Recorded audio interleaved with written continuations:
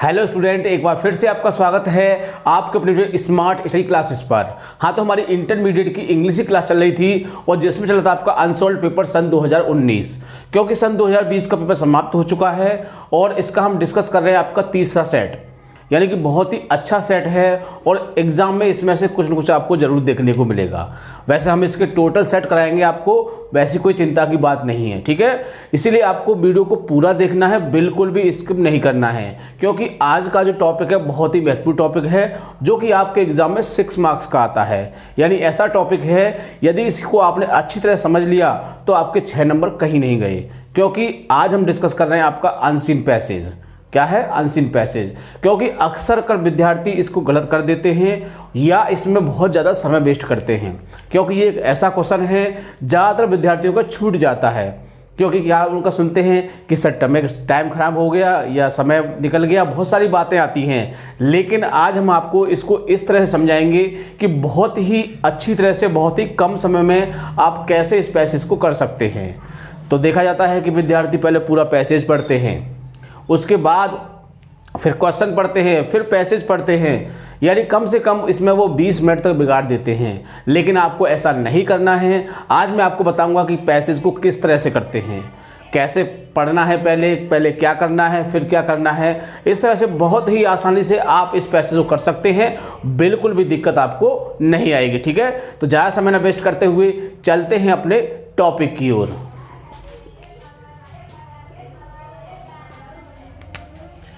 Class 12th English, यानी कि 12th class की इंग्लिश की क्लास चल रही थी और जिसमें हम डिस्कस कर रहे थे अनसॉल्व पेपर सन 2019, क्योंकि सन 2020 का पेपर समाप्त हो चुका है और इसमें चल रहा है आपका सेट नंबर 3 316 DI। तो क्वेश्चन नंबर होता है आपका 13वां। तो देखो, सबसे पहले क्वेश्चन को क्या करना है, समझना है। तो क्वेश्चन में क्या होता है कि एक आपको पैसेज दिया होगा और इसके नीचे आपके 3 क्वेश्चन होंगे। 3 क्वेश्चंस में 2 क्वेश्चन जो होते हैं वो आपके पैसेज बेस पे होते हैं। यदि आपने पैसेज को सही प्रकार से समझ लिया तो आप बहुत ही आसानी से इन 2 क्वेश्चनों के आंसर दे सकते हैं। तीसरा क्वेश्चन जो होता है आपका, और तीसरे क्वेश्चन के 2 पार्ट होते हैं, 1 और 2। तीसरा क्वेश्चन क्या होता है कि यदि जो पैसेज आपकी समझ में आ गया तो आप उसे बहुत ही आसानी से कर सकते हैं, बिल्कुल भी आपको दिक्कत नहीं होगी, ठीक है।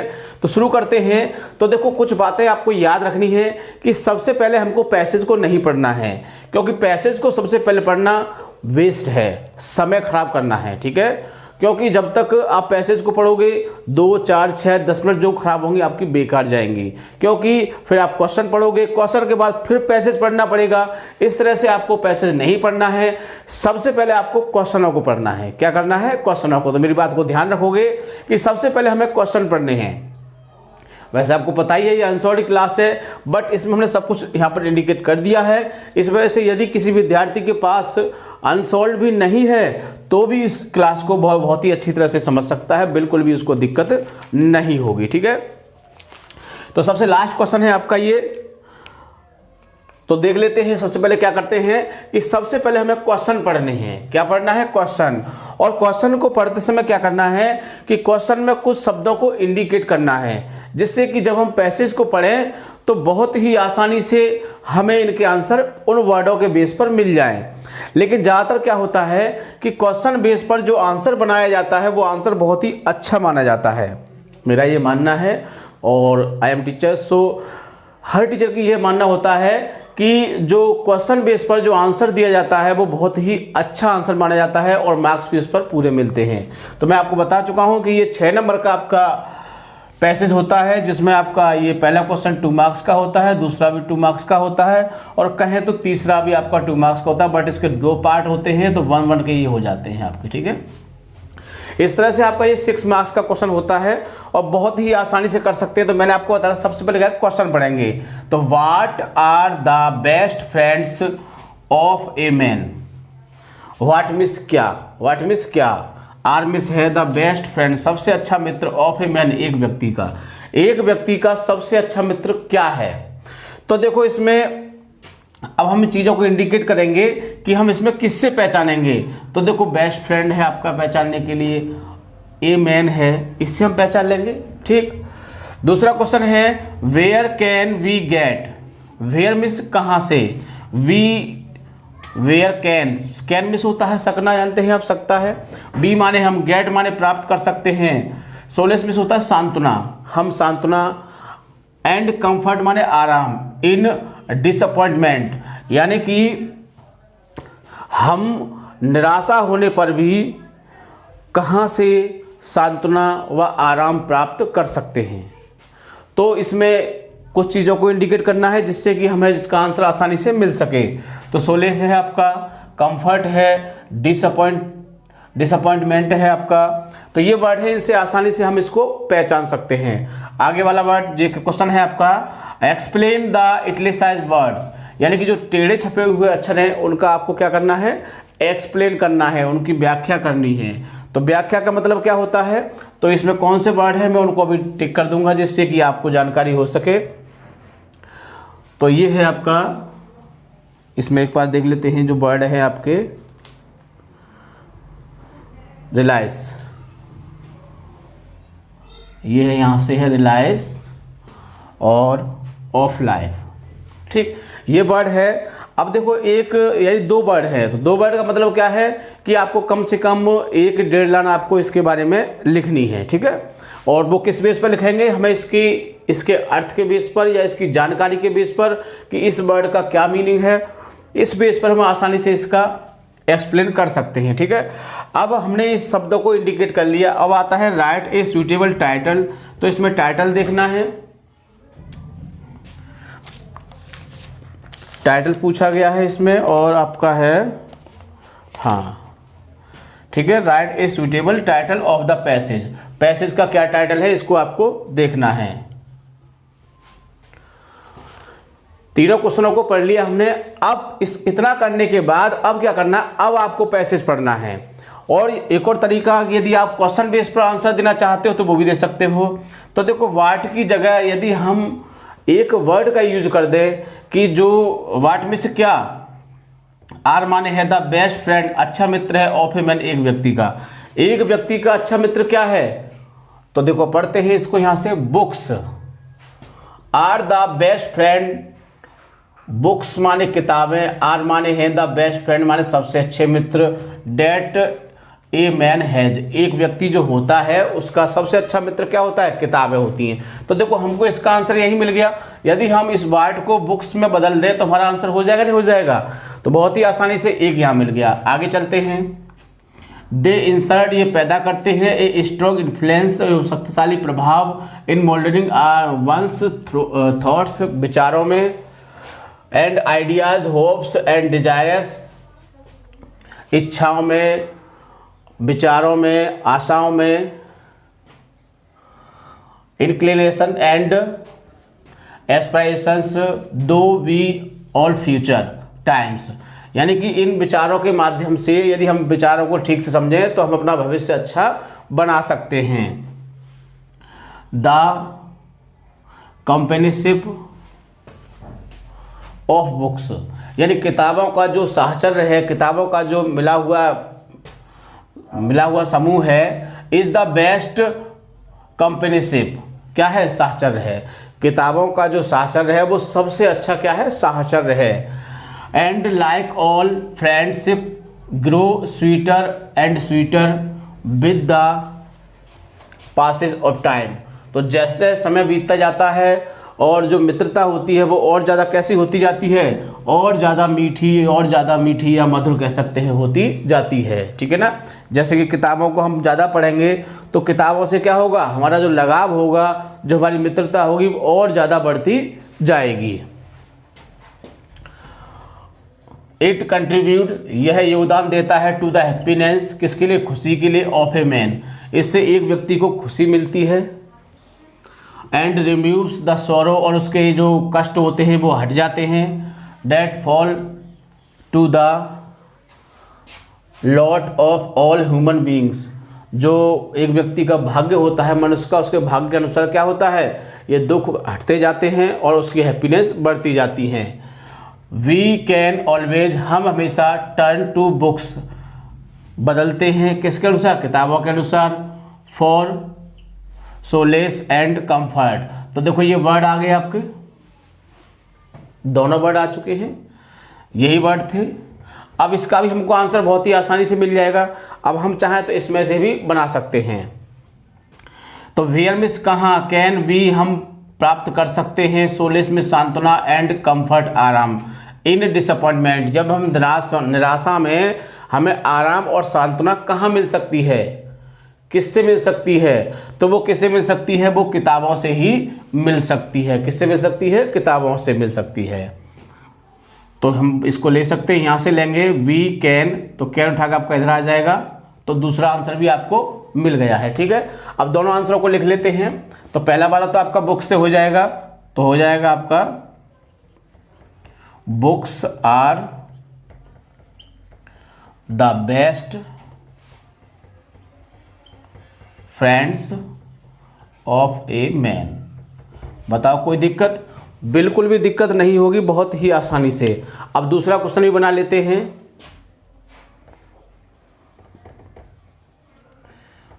वी कैन गेट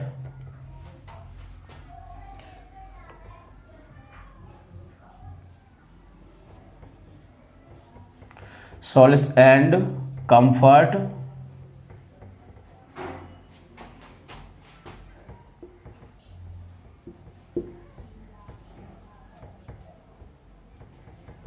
in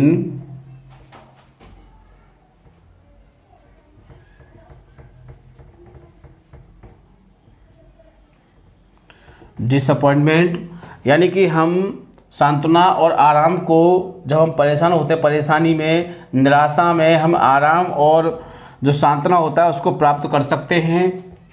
किससे प्राप्त कर सकते हैं? विद द हेल्प ऑफ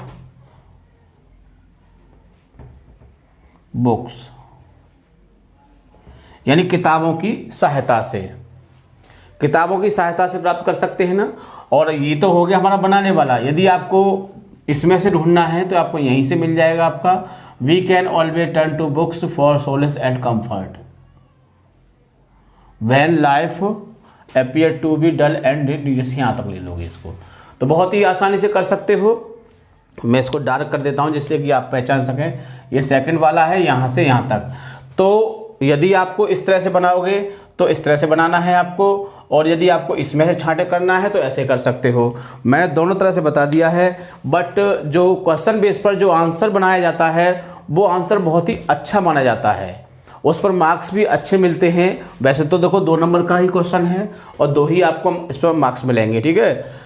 लेकिन जो यहाँ से हम इसको इस तरह से चूज कर लेते हैं उस पर थोड़ा मार्क्स कम हो सकता है, 1.5 हो सकता है, 1 भी हो सकता है। लेकिन जब हम इसके बेस पर आंसर देंगे तो जो एग्जामिनर है वो समझ जाएगा कि बच्चा वाकई में ही बुद्धिमान है और उसने आंसर को, पैसेज को पढ़ के और समझ के जब इसका आंसर दिया है, ठीक है।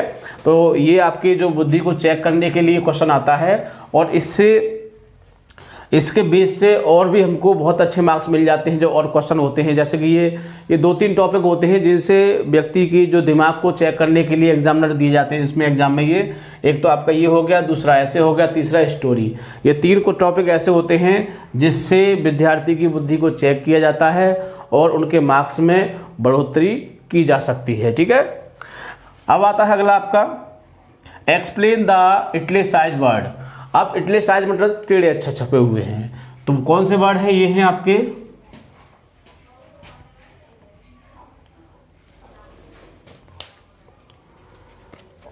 सी का फर्स्ट,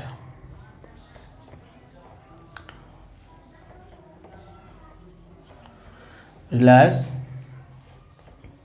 ऑफ लाइफ, जीवन की खुशी कह सकते हैं। अब जीवन की खुशी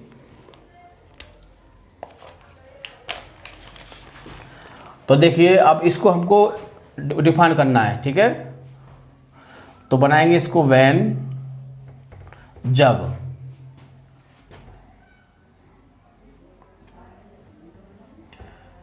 once, that, when, once, that,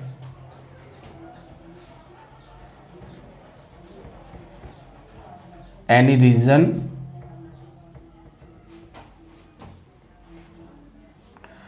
one feels,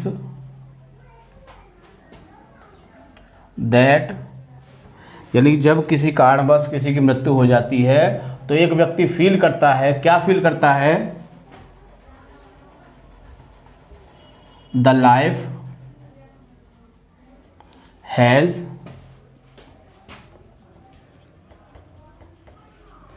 became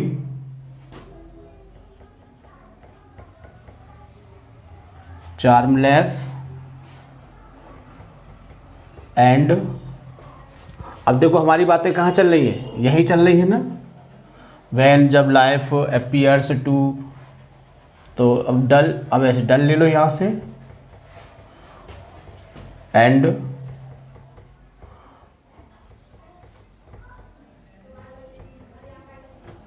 ठीक है। आपको कहीं नहीं जाना है, सिर्फ आपको इसी में से इसका आपको आंसर मिल जाएगा और कहीं नहीं जाना है। एक्सप्लेन का मतलब क्या होता है कि जो शब्द दिया है उसको थोड़ा विस्तार में कर दीजिए, यानी कि उसके बारे में आपको कम से कम 1 या 1.5 लाइन आपको लिखनी है। और मैं आपको बता चुका हूँ कि यदि आपको लाइन बेस पर दिया है, यानी कि 1 या 1.5 लाइन दे रखी है, तो आपको उसको थोड़ा और बड़ा करना पड़ेगा। इसी तरह से इसको हम एक्सप्लेन कर सकते हैं बहुत ही आसानी से, ठीक है। अगला क्वेश्चन आता है आपका, right A suitable title of the passage. Title देखो, अब हमने आपको बताया, इसमें आपने पढ़ा कि इसमें जो टाइटल है वो किसके बारे में है, वो बुक्स के बारे में बताया गया है।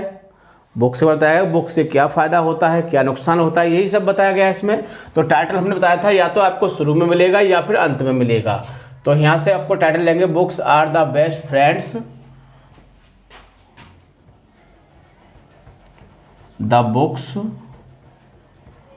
आर द बेस्ट फ्रेंड्स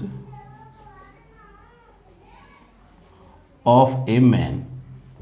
तो बताओ कोई दिक्कत? बिल्कुल भी दिक्कत नहीं होगी, बहुत ही आसानी से इसको हम बना सकते हैं, लिख सकते हैं। और मैं आपको ये बता चुका हूं कि जो टाइटल होता है वो 1 से अधिक हो सकते हैं, 1 से अधिक हो सकते हैं। तो और भी इसमें टाइटल बन जाएंगे आपको, जब इसको हम अच्छी तरह से, बहुत ही बढ़िया तरह से इसको पढ़ लेंगे तो और भी टाइटल इसमें पैदा हो जाएंगे।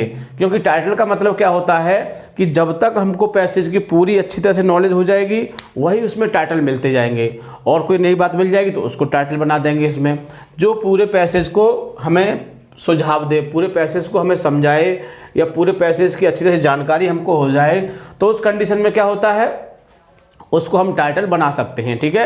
तो इस तरह से बहुत ही आसानी से, देखो मैंने बहुत ही कम समय में आपको बताया है कि किस तरह से हमने, देखो पैसेज को भी पूरा नहीं पढ़ा और बहुत ही आसानी से हमने इस क्वेश्चनों को कर दिया है।